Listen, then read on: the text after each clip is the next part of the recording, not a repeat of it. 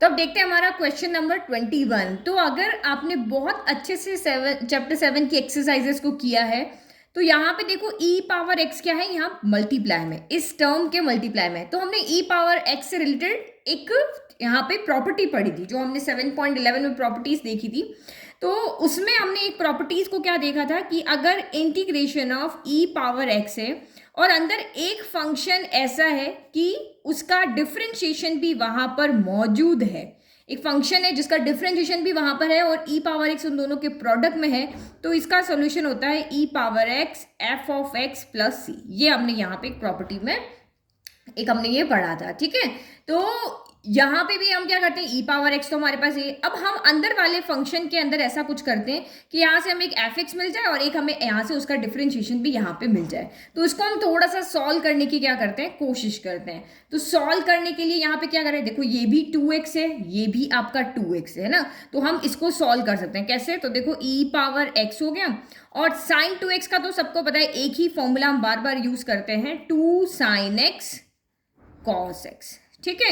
और इससे पहले हमने एक्सरसाइज की, उससे पहले जो क्वेश्चंस किए उसमें लिखा था 1 प्लस कॉस 2x क्या होता है, 2 कॉस स्क्वायर एक्स होता है।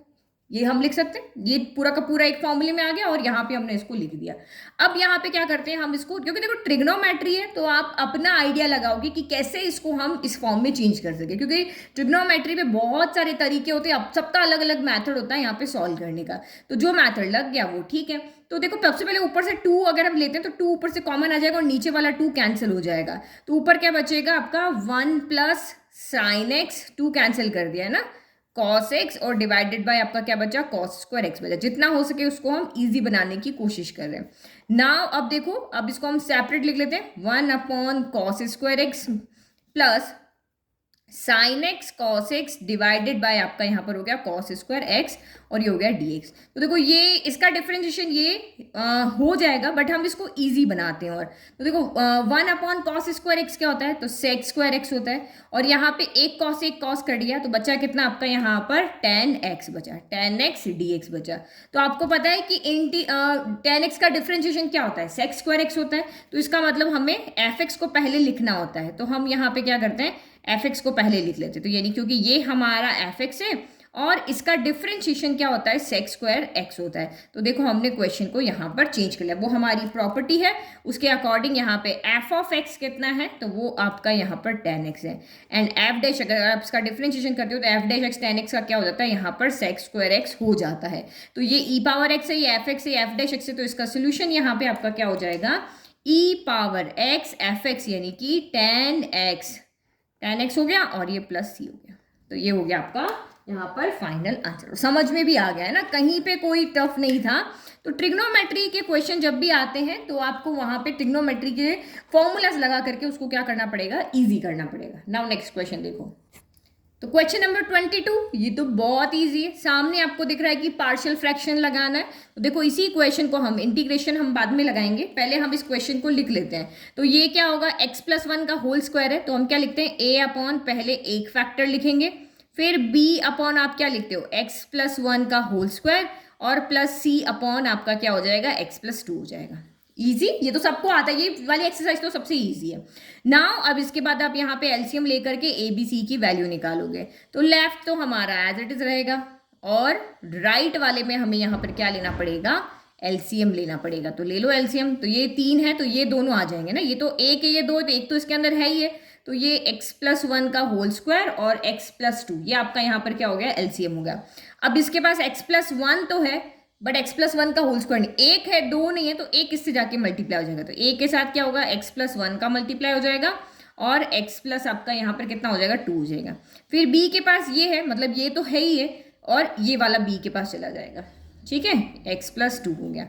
फिर c के पास कौन जाएगा, तो c के पास ये एक है और ये पावर 2 है, तो पावर 2 से जाके मल्टीप्लाई हो जाएगा, ठीक है। अब डिनोमिनेटर से डिनोमिनेटर आपका यहाँ पे क्या हो गया, कैंसिल हो गया। तो बचा कितना, x square plus x plus 1 equal to a x plus 1 x plus 2 प्लस बी एक्स प्लस आपका 2 हो गया और प्लस सी एक्स प्लस 1 का होल स्क्वायर हो गया।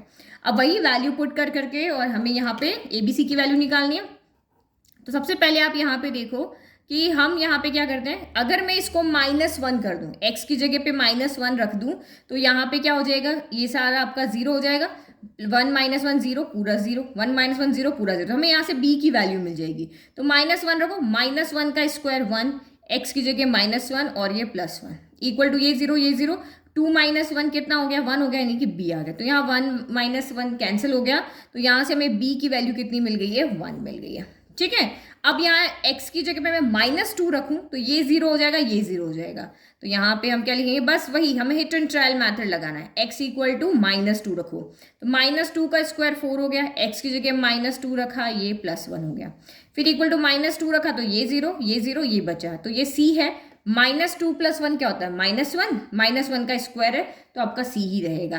तो 4 + 1 5, 5 में से 2 गया तो 3, यानी कि c कितना आ गया आपका, यहाँ पर 3 आ गया।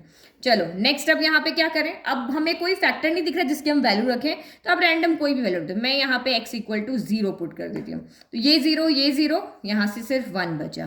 फिर a की वैल्यू हमें निकालनी है, तो आपने 0 रख दिया, 0 गया, तो 1 × 2 कितना बच गया, यहाँ से आपका 2 बच गया, और a की वैल्यू हमें निकालनी है। फिर आपका b कितना है, यहाँ पर 1 है, तो 1 रखने की जरूरत नहीं है, x की जगह आपका 0 रखा, तो 1 × b कितना 1, 2, ये आपका 2 हो गया। c की जगह कितना है आपका 3, और ये हमने 0 रखा, 1 का स्क्वायर 1, तो यही आपका हो गया। तो 3 + 2 5, तो 1 - 5 इक्वल टू आपका कितना हो गया, 2, सॉरी a हो गया, 2a हो गया, है ना, 2a था।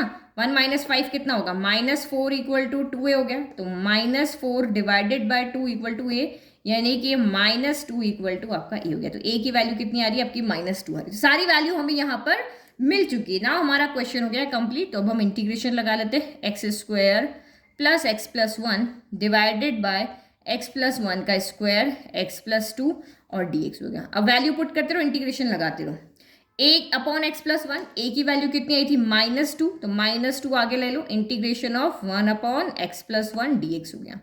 फिर b/x + 1 का स्क्वायर, तो b कितना है 1, तो 1 के लिखने की जरूरत नहीं है, 1/x + 1 का होल स्क्वायर और ये dx हो गया।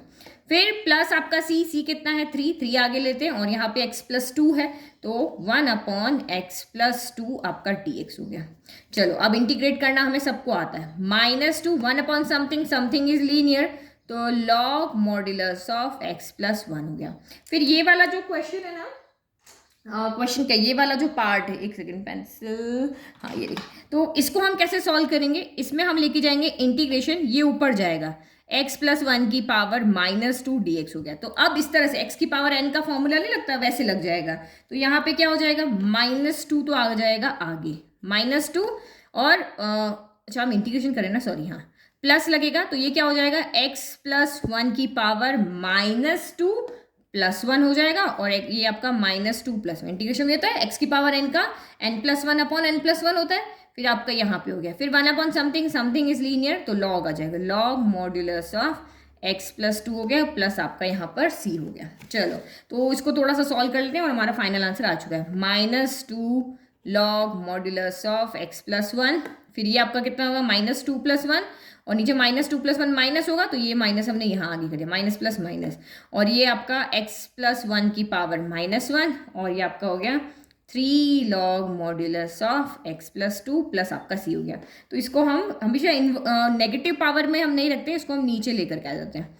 तो log modulus of x + 1 -1/x + 1 plus 3 log modulus of x + 2 plus आपका c, ये हमारा यहाँ पर आंसर हो गया। तो ये तो क्वेश्चन कुछ नया नहीं था, मिसलेनियस जैसा इसमें कोई रोल नहीं था कि भाई कुछ डिफरेंट हो, ऐसे क्वेश्चन हम पहले भी कर चुके हैं। तो आई होप आपको दोनों क्वेश्चन समझ में आ गए।